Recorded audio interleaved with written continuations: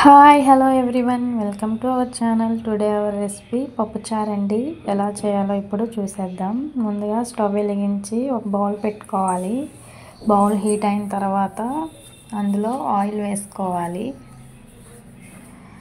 Oil heat అయిన తర్వాత ఉల్లిపాయ ముక్కలు, పచ్చిమిర్చి ముక్కలు, ములక్కాయ ముక్కలు, టమాటా ముక్కలు, క్యారెట్ కట్ చేసుకొని పక్కన ఉంచుకున్నాను. ఆయిల్ హీట్ అయిన తర్వాత ముందుగా పచ్చిమిర్చి ముక్కలు, ఉల్లిపాయ ముక్కలు వేసుకొని మగ్గించుకోవాలి.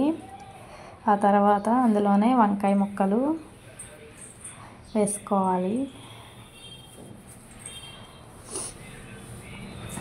వంకాయ ముక్కలు సగం మగ్గిన తర్వాత అందులో క్యారెట్ ముక్కలు వేసుకోవాలి. క్యారెట్ ముక్కలతో పాటే ములక్కాయ ముక్కలు కూడా వేసుకుంటే బాగా ఉడుకుతాయి. ఇంకా మన ఇంట్లో ఏ కూరగాయలు ఉన్నా వేసుకోవచ్చు. బంగాళదుంప, బెండకాయ లాంటివి ఇంట్లో ఉన్న వెజిటేబుల్స్ని బట్టి మనం పప్పుచారులో వేసుకోవచ్చు. ములక్కాయ ముక్కలు, క్యారెట్ ముక్కలు కొంచెం మగ్గిన తర్వాత అందులోనే టమాటా ముక్కలు వేసుకొని మగ్గపెట్టుకోవాలి.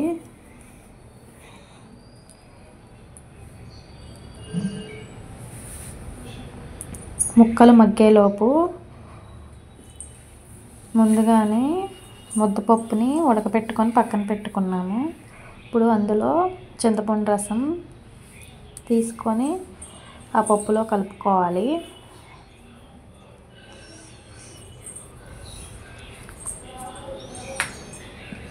పప్పులో వేసుకొని చింతపండు రసాన్ని అంతా కలుపుకోవాలి.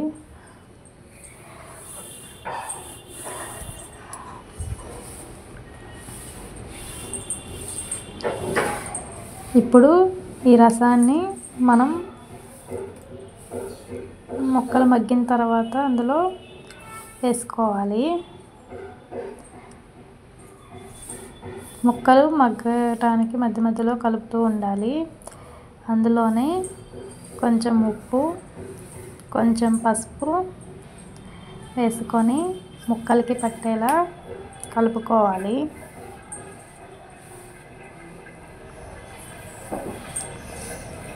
మూత పెట్టుకొని ఒక 5 minutes మగ్గించుకోవాలి. మధ్య మధ్యలో కలుపుతూ ఉండాలి. ముక్కలు అడుగంటకుండా ఉంటాయి. అందులోనే టేస్ట్కి సరిపడా కారం వేసుకొని అంతా కలిసేలా కలుపుకోవాలి.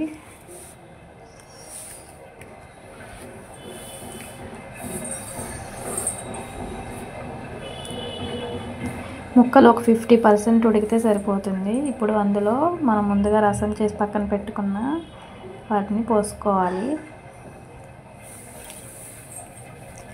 అంతా ఒకసారి కలుపుకోవాలి. మూత పెట్టుకొని ఉడికించాలి.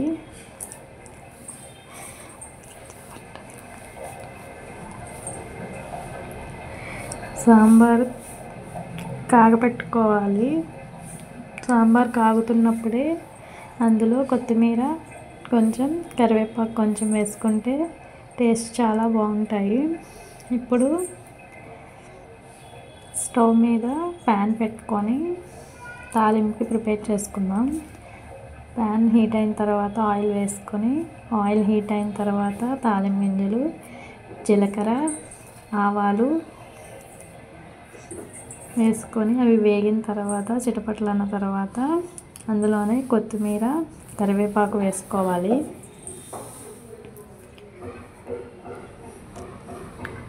తర్వాత ఎండుమిర్చిని వేసుకోవాలి. ఒక 4-5 ఎండుమిర్చిని తుంచుకొని వేసుకోవాలి.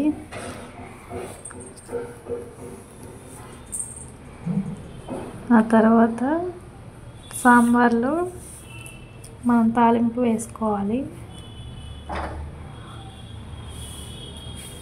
ఇప్పుడు ఇంకొక 15 minutes ఉడికించుకోవాలి.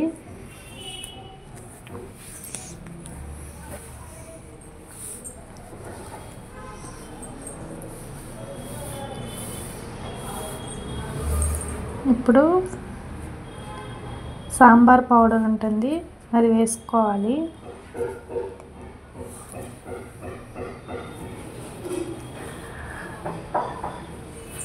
పౌడర్ అంతా కలిసేలా కలుపుకోవాలి.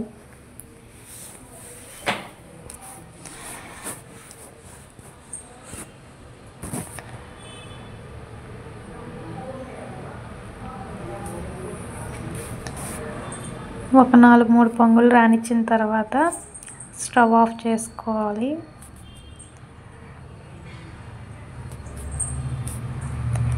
అంతేనండి, ఫైనల్గా పప్పుచారు రెడీ అయిపోయింది.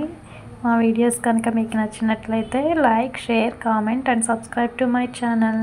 Thanks for watching our video. మీరు కూడా ఒకసారి ట్రై చేసి ఎలా వచ్చినాయో కామెంట్ చేయండి.